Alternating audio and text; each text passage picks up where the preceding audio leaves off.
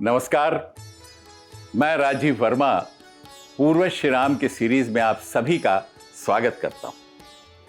आज हम श्री राम के पूर्वजों की 39वीं पीढ़ी के नेतृत्वकर्ता महाराज दशरथ और उनके परम प्रिय नरश्रेष्ठ श्री राम के बीच उस घटनाक्रम और उस परिस्थिति की चर्चा करेंगे जब एक पिता अपने ऐसे पुत्र को वनवास भेजने के लिए विवश है जो जनप्रिय है, जन परिषद द्वारा समर्थित होने वाला युवराज है और जिसके अभिषेक की प्रतीक्षा पूरा अयोध्या कर रहा है। एक असाधारण विरोधाभास के मध्य खड़े इस प्रसंग के साक्षी बनने के लिए आइए शुरू करते हैं पूर्वज श्री राम के।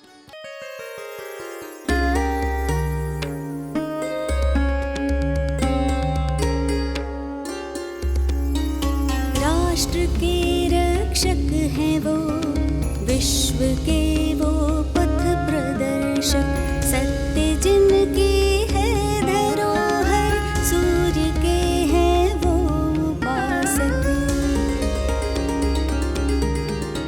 गंगा है वो, सिंधु है वो, वही तो जम्बू द्वीप है। सगर रघु दशरथ है वो, वही तो राजा दिलीप है।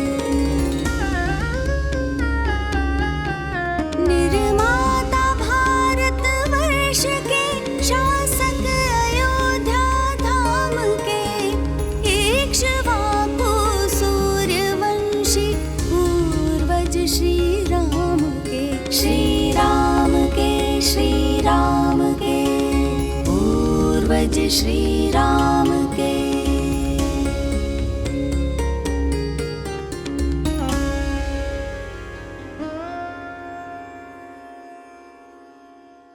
अर्धचेतना में राम राम पुकारते हुए महाराज दशरथ की रात्रि कटी थी। प्रातःकाल मंगल गान हुए और सुमंत्र ने आकर महाराज दशरथ को जगाया और सूचित किया कि श्री राम के अभिषेक की तैयारियां पूर्ण हो चुकी, केवल आपके आदेश की प्रतीक्षा है।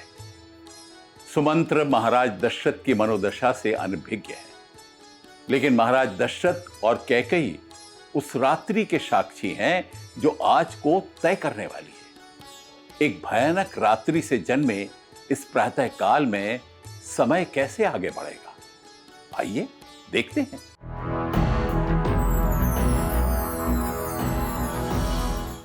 महाराज दशरथ के महामंत्री सुमंत्र प्रतिदिन की भांति पूरे उत्साह से महाराज दशरथ को सूचनाएं दे रहे हैं। इनमें श्री राम के अभिषेक की भी सूचना है, परंतु तभी वो देखते हैं कि महाराज दशरथ की आंखें लाल हैं। ऐसा प्रतीत होता है कि महाराज किसी गहरे विषाद में हैं। महामंत्री एक असमंजस में हैं। रामचरितमानस में इस पूरी स्थिति का अद्भुत वर्णन किया गया है। वहां कहा गया है कि जब सुमंत्र ने कैकेयी निवास में महाराज को देखा तो ऐसा लगा कि सोच बिकल विबरन मरही परयु, मानहु कमल मूल परिहरयु। अर्थात राजा सोच से व्याकुल है, चेहरे का रंग उड़ गया है, जमीन पर ऐसे पड़े हैं मानो कमल जड़ से उखड़कर मुरझाया पड़ा हो। महामंत्री मर्यादावश कुछ पूछ नहीं रहे हैं, लेकिन उन्हें आभास हो गया है कि महाराज दशरथ किसी गहरे विषाद में है। तभी कैकेयी स्थिति को संभालते हुए कहती है कि परी न राज ही नींद निसी, हे तो जान जगदीसु, राम राम रटि भोर किया, कहीं न मरुम महीस। अर्थात भगवान ही जाने क्यों, परंतु महाराज को रात भर नींद नहीं आई। उन्होंने बस राम राम रटकर सवेरा कर दिया और वे इसके पीछे का कारण भी नहीं बता रहे। इसलिए आप शीघ्रता से जाएं और राम को बुला कर ले आएं। रामचरितमानस के अनुसार महामंत्री सुमंत्र को रानी कैकेयी की चाल का आभास हुआ, परंतु वे महाराज की आज्ञा मानकर श्री राम को बुलाने चले गए। वाल्मीकि रामायण यहाँ थोड़ा पृथक विचार रखती है। उसके अनुसार जब कैकेयी ने देखा कि दुख में महाराज दशरथ बोल नहीं पा रहे और सुमंत्र को संदेह हो रहा है, तो उन्होंने बात को संभालते हुए कहा कि हे सुमंत्र, श्री राम के अभिषेक के हर्ष की उत्कंठा से राजा सारी रात जागते रहे हैं और थक गए हैं। अब इन्हें नींद आ रही है, अतः आप शीघ्र जाएं और यशस्वी राजपुत्र श्री राम को बुला लाएं। इसमें किसी प्रकार के विचार की आवश्यकता नहीं है। परंतु सुमंत्र नहीं मानते और कहते हैं कि मैं राजा के वचनों को सुने बिना कैसे जा सकता हूँ। तब मंत्री की बात सुनकर स्वयं महाराज दशरथ महामंत्री से कहते हैं कि हे सुमंत्र, मैं राम की सुंदर छवि को देखे बिना कैसे रहूँगा, तुम उन्हें शीघ्र ले आओ। वाल्मीकि रामायण के अनुसार सुमंत्र श्री राम को लाने के लिए जब रथ लेकर निकलते हैं तो मार्ग में प्रसन्न अयोध्या वासियों और सजे हुए नगर को देखते हैं। उन्हें उलझन होती है कि ये प्रसन्नता के क्षण अभी दुख में परिवर्तित होने वाले हैं। वे भारी मन से श्री राम के महल में पहुंचकर उन्हें सूचित करते हैं कि आपको पिता दशरथ और माता कैकेयी ने बुलाया है। श्री राम शीघ्र ही जाने को तत्पर हो जाते हैं, पर जब वे सुमंत्र के साथ महाराज दशरथ के समक्ष पहुंचते हैं तो चौंक जाते हैं। रामचरितमानस कहती है कि जाई दीख रघुबंश मनी नरपति निपट कुसाजू सहमि परेउ लखि सिंगनिहि मनहु वृद्ध गजराजू। अर्थात रघुवंश मणि श्री रामचंद्र जी ने जब जाकर देखा कि राजा दशरथ कैकेयी के समक्ष अत्यंत ही दुखद स्थिति में पड़े हैं, मानो सिंहनी को देखकर कोई बूढ़ा गजराज सहम कर गिर गया हो। सूख ही अधर जरई सबु अंगू मनहु दीन मनिहीन भुअंगू। अर्थात राजा के होंठ सूख रहे हैं और सारा शरीर जल रहा है, मानो मणि के बिना सांप दुखी हो रहा हो। यहां महाराज की स्थिति ऐसी है कि वे दृष्टि उठाकर श्री राम को देख भी नहीं रहे हैं, वे अपनी बात कैसे कहें। तब श्री राम माता कैकेयी से महाराज के दुख का कारण पूछते हैं और कैकेयी उन्हें सारा वृत्तांत बताती हैं और कहती हैं कि तुम ही महाराज के दुख का निवारण कर सकते हो और उन्हें अपयश से बचा सकते हो। उन्होंने ऐसा क्यों कहा? क्या महाराज दशरथ ने भी उनका साथ दिया? श्री राम की प्रतिक्रिया क्या है और अंततः महाराज दशरथ की स्थिति क्या होती है? आइए देखते हैं।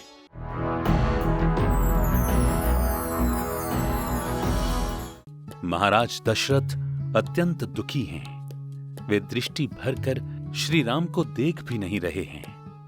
माता कैकेयी श्री राम को उनके द्वारा मांगे गए दोनों वरदानों के विषय में बताती हैं और कहती हैं कि अब तुम ही महाराज दशरथ और स्वयं को सत्यनिष्ठ सिद्ध कर सकते हो। श्री राम सहज ही माता कैकेयी के दोनों वचनों को स्वीकार कर लेते हैं। वे केवल इस कारण दुखी हैं कि इतने सहज कार्य हेतु पिता इतने व्यथित हैं, परंतु पिता को अधिक धर्म संकट में न डालते हुए वे माता कौशल्या और देवी सीता को सूचित करने चले जाते हैं। वाल्मीकि रामायण के अनुसार अंत में सभी को समझाकर श्री राम सीता और लक्ष्मण सहित वनवास जाने के लिए विदा मांगने महाराज दशरथ के पास आते हैं। श्री राम देवी सीता और लक्ष्मण सहित महाराज दशरथ के समक्ष प्रस्तुत होने के घटनाक्रम का आरंभ रामचरितमानस में इस चौपाई के साथ है। सचिव उठाई राउ बैठारे, कही प्रिय वचन राम उपगधारे। सिय समेत दो तनय निहारी, व्याकुल भयो भूमिपति भारी। अर्थात महामंत्री उनके आने की सूचना देते हुए श्री राम जी पधारे हैं, ऐसे प्रिय वचन कहकर महाराज दशरथ को उठाकर बैठाते हैं। परंतु महाराज दशरथ सीता सहित दोनों पुत्रों को वन के लिए तैयार देखकर अत्यंत व्याकुल हो जाते हैं। श्री राम उनसे सीता और लक्ष्मण सहित वन जाने की आज्ञा मांगते हैं। इस पर महाराज दशरथ की प्रतिक्रिया अद्भुत है। वे श्री राम से कहते हैं कि मैं विवश हूं पुत्र, परंतु तुम नहीं। तुम मुझे बंदी बनाकर अभी अयोध्या के राजा बन जाओ। महाराज दशरथ भी जानते हैं कि श्री राम ऐसा नहीं करेंगे, परंतु वे किसी भी प्रकार से श्री राम को वन जाने से रोकने का प्रयास कर रहे हैं।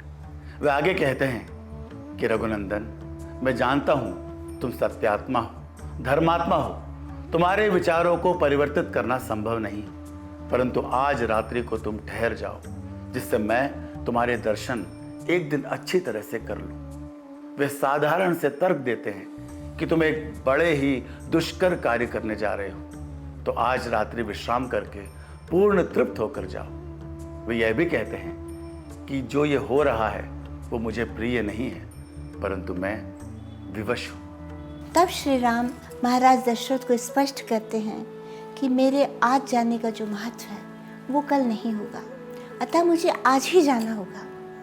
इसके बाद श्री राम महाराज दशरथ को उनका कर्तव्य भी स्मरण कराते हैं कि आपको तो दुख में डूबे अयोध्या वासियों को ढांढस बंधाना है और आप ही इस प्रकार दुखी हो रहे हैं। मेरा अंतिम निर्णय यही है कि मैं आपके आदेश का पालन करूंगा, अतः आपका मेरे लिए जो दुख है वो दूर हो जाना चाहिए।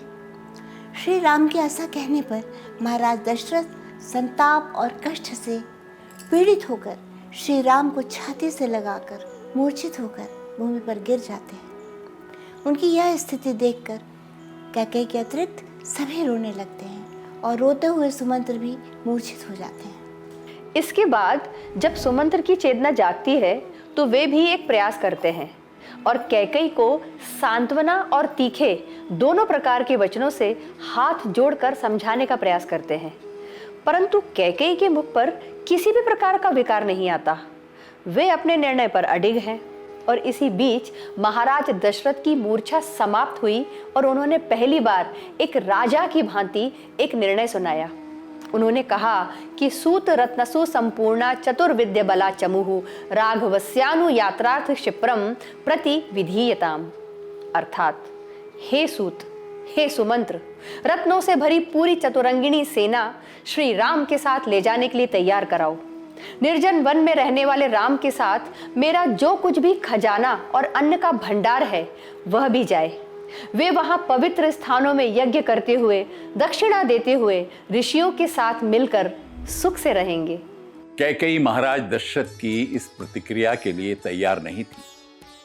महाराज दशरथ ने यहां तक कह दिया कि अवश्य ही महाभाऊ भरत अयोध्या का पालन करेंगे, परंतु श्री राम को सारे कामना पूर्ति के साधनों से युक्त करके भेजा जाए।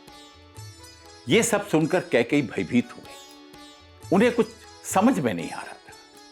इसके बाद महाराज दशरथ और कैकेयी के मध्य के संवाद में महाराज दशरथ भावुकता को त्याग कर सुदृढ़ तर्क देते हुए दिखाई देते हैं और कैकेयी के तर्क हल्के लगते हैं। इस तर्क वितर्क का अंत कैसे होता है, आइए देखते हैं।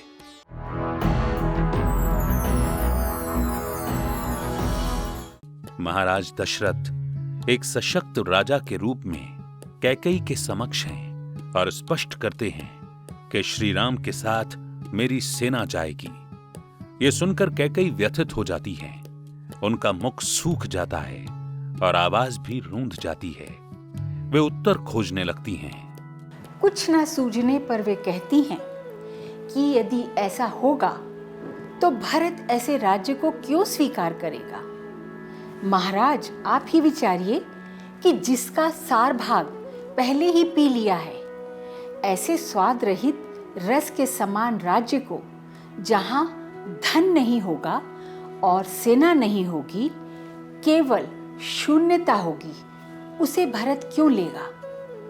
परंतु महाराज दशरथ इस बार तर्क के भाव में हैं। वे कहते हैं कि कैकेयी, तुमने मुझे 2 वचन पालन के लिए कहे थे, मैं वो कर रहा हूं, तब भी तुम्हें कष्ट है। मैं श्री राम को वनवास भेज रहा हूं, लेकिन अब उनके साथ सुख साधन ना भेजने की शर्त तुम लगा रही हो। यदि ऐसा था तो तुमने ही यह तय क्यों नहीं किया था। कैकेयी कहाँ ऐसे तर्कों को मानने वाली थी।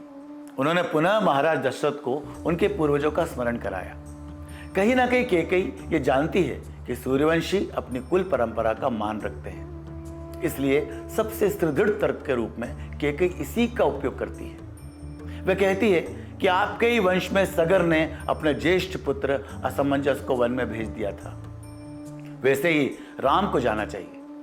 कैकेयी श्री राम के पूर्वज असमंजस का तर्क अवश्य दे रही थी, परंतु संभवतः उन्हें भी यह ज्ञात होगा कि श्री राम और सगर पुत्र असमंजस की तुलना संभव नहीं।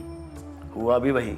राजभवन में उपस्थित वृद्ध प्रधानमंत्री सिद्धार्थ ने कैकेयी को स्मरण कराया कि असमंजस एक दुष्ट बुद्धि वाले कुमार थे। यही कारण था कि सगर महाराज ने उन्हें वन में भेज दिया था, परंतु उनके साथ श्री राम की तुलना संभव नहीं। प्रधानमंत्री सिद्धार्थ जैसे महाराज दशरथ सभी सभासद और अयोध्या वासियों की भावनाओं को व्यक्त कर रहे थे। उन्होंने कैकेयी से कहा कि यदि आप सगर पुत्र असमंजस से श्री राम की तुलना कर रही हैं तो आपको यह भी बताना चाहिए कि श्री राम ने क्या पाप कर्म किया है जो उन्हें इस प्रकार वन में भेजा जा रहा है। हम तो श्री राम में कोई अवगुण नहीं देखते, इनमें अवगुण की प्राप्ति तो चंद्रमा में मलिनता के समान दुर्लभ है। हे देवी, यदि आप राम में कोई दोष देखती हो तो सत्य बताएं, जिससे श्री राम को वन में भेजा जा सके। और यदि आपके पास कोई तर्क नहीं है तो आपको राम की राज्य लक्ष्मी को विनष्ट नहीं करना चाहिए। आपको संसार में फैलने वाले अपयश का भी ध्यान रखना चाहिए। प्रधानमंत्री के वचनों को सुनकर महाराज दशरथ भावुक हो गए। उन्हें लगा कि प्रधानमंत्री सुमंत्र और अयोध्यावासी जो देख पा रहे हैं वो कैकेयी को क्यों नहीं दिखाई दे रहा। उन्होंने एक अंतिम प्रयास किया और कहा कि क्या तुम्हें ये बातें अच्छी नहीं लगी? मुझे लग रहा है कि तुम ना तो अपनी भलाई समझती हो और न ही मेरी। तुम दुष्टता के मार्ग पर हो और सन्मार्ग से पूर्णतः परे। और अंत में वे जो कहते हैं उसका उत्तर तो संभवतः कैकेयी के पास भी नहीं होगा। महाराज दशरथ कहते हैं कि अनुव्रजिष्याम्यह मध्य रामम राज्यम परित्यज्य सुखम धनम च सर्वे च राज्ञा भरतेन च त्वं यथा सुखम भुंक्ष्व चिराय राज्यम। अर्थात, हे कैकेयी, मैं आज भी राज्य को, सुख को और धन को त्याग कर श्री राम के पीछे चला जाऊंगा और ये सभी लोग भी चले जाएंगे। तुम अकेली राजा भरत के साथ सुखपूर्वक लंबे समय तक राज्य का सुख भोगना। मैं भी श्री राम के पीछे चला जाऊंगा, अयोध्यावासी भी चले जाएंगे, तुम अकेले राज्य के सुख को भोगना। यह केवल तर्क नहीं, यह महाराज दशरथ का जीवन का सत्य है। वे श्री राम की अनुपस्थिति में जीवित नहीं रह सकते। उन्हें यह भी ज्ञात है कि श्री राम ही अयोध्या के लिए उपयुक्त शासक हैं। यही कारण है कि वे अपनी ओर से कह रहे हैं कि अयोध्यावासी भी श्री राम के पीछे ही जाएंगे। यहाँ महाराज दशरथ का श्री राम के प्रति न केवल प्रेम दिखाई देता है, बल्कि एक राजा के रूप में वे अपनी प्रजा का हित भी सोचते हैं। महाराज दशरथ श्री राम के बिना स्वयं के जीवन की ओर, अयोध्या की समृद्धि की कल्पना नहीं कर सकते। यही कारण है कि वे हर संभव प्रयास करते हैं कि श्री राम वन को न जाएं। और जब वे समझ जाते हैं कि श्री राम को जाना ही होगा तो एक प्रकार से स्वयं को और अयोध्या को उनके साथ विस्थापित करने का मन बना लेते हैं। महाराज दशरथ और उनके प्रधानमंत्री के तर्क कैकेयी पर भारी थे। कहीं ना कहीं कैकेयी निरुत्तर हो गई थी। लेकिन तभी श्री राम कुछ ऐसा कहते हैं और करते हैं कि सारा दृश्य परिवर्तित हो जाता है। श्री राम महाराज दशरथ से कहते हैं कि महाराज, मैं सारे भोग त्याग चुका हूं, तो सेना और धन मेरे साथ कैसे जाएगी? मेरे लिए तो केवल वल्कल वस्त्र ही उपयोगी है, तो वही लाए जाएं। श्री राम के वचनों में जैसे कैकेयी को एक नई रोशनी दिखाई देती है और वो स्वयं ही वल्कल वस्त्र लाकर श्री राम को दे देती है। आगे क्या होता है? क्या श्री राम बन जाएंगे और क्या महाराज दशरथ श्री राम का वनवास जाना स्वीकार कर पाएंगे? जानेंगे, लेकिन अगले अंक में। तब तक जुड़े रहिए और देखते रहिए पूर्वज श्री राम के युग युगीन भारतवर्ष की विकास गाथा केवल वीर भारत पर। अभी के लिए नमस्कार।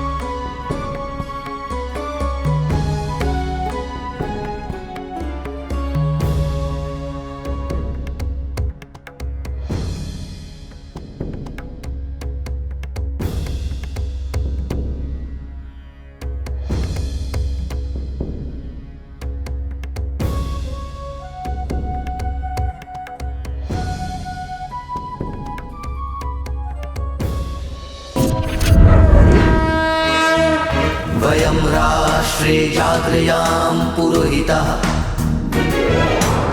हम राष्ट्र आराधक भारतवर्ष को जागृत और जीवंत बनाएं।